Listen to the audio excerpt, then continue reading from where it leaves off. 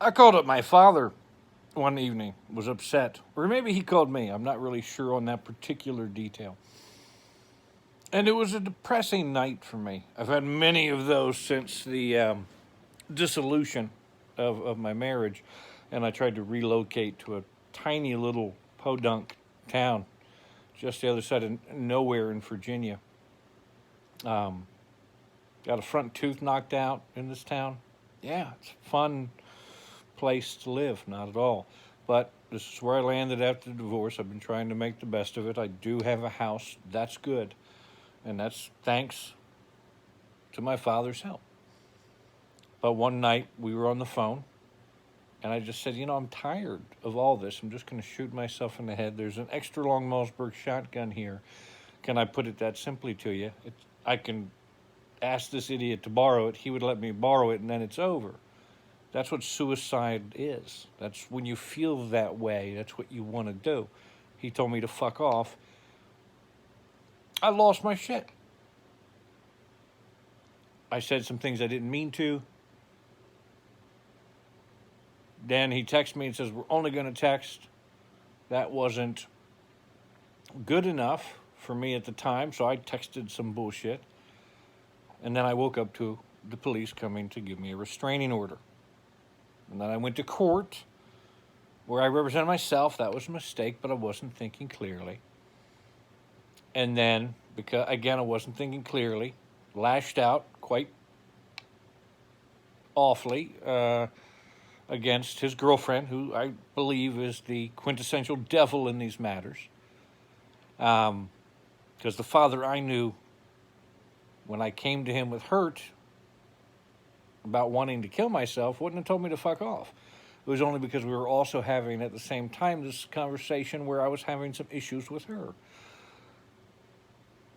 Mainly, they were going to get married, and she was like, no, I'm not going to take his last name because it took me so long to get my original last name back after my first marriage. So she was willing to take the name of a Muslim man, but not willing to take the name of an American man whom she would have more in common with because she's not Muslim.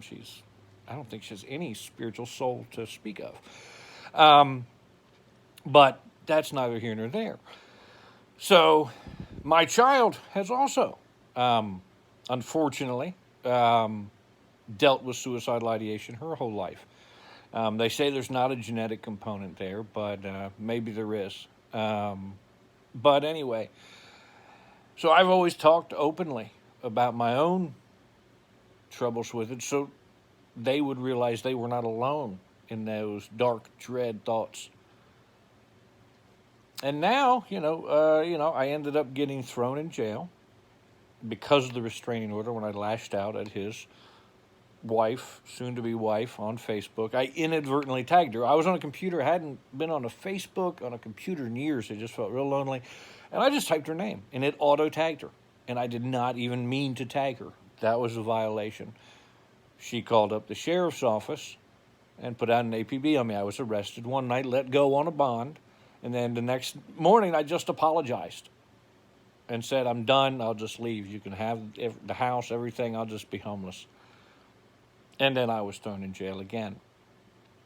And it was at 42 years old, never having done anything wrong, to be thrown in jail is quite a terrifying experience. And to be suicidal and thrown in jail, not a wonderful thing.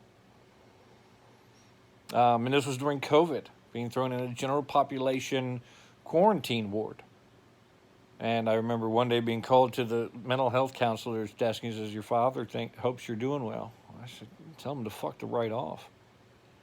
And today, yesterday, pardon me, I had a conversation with my child. They're wonderful, one of the few joys of my life. And they said to me, like, are you going to have anything to do with with Grandpa when this is all over with? And I said, I don't really know. She goes, I wouldn't blame you if you don't. And I said, yeah. But that's the kind of, but he does not even contemplate, nor does his wonderful soon-to-be wife, the damage they're doing to the granddaughter, making her see how they're treating me, and how at 24, having issues of abandonment, given her own life, they shouldn't have to be dealing with this. And I shouldn't have to lean on them as much as I do, because they're one of the few people I have to lean on. You know, they're the one person I know that will call me randomly just to check on me every week. And, you know, that's no offense to the other people that I know. I have 2 other people that bother to check and know that I'm alive. There's 3, and none of them are local. So anyway, you know,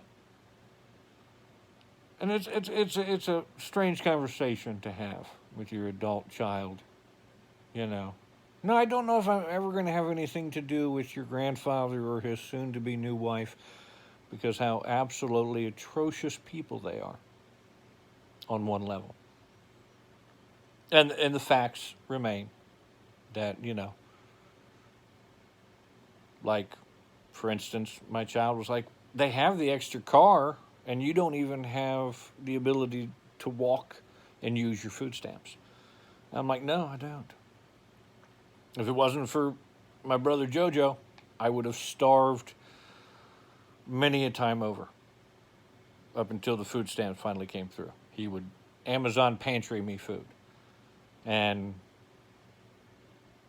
my brother Steven helped me get a guitar when I needed it, though, of course, that got stolen because the locks on my house were broken and compromised. My fault. But these things are known stressors. It's, you know, it sucks to have a guitar and then have it get stolen by a meth head. But it happens. Anyway, uncomfortable conversations. And I'm just making this video on YouTube because it's, you know, I haven't used any names.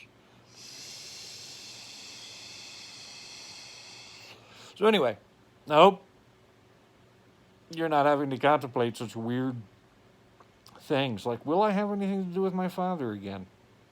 And having to talk to this about your grown adult child and destroying their faith in humanity a little bit in the process. Hope you're having a much better day than that. Anyway, love y'all. 93.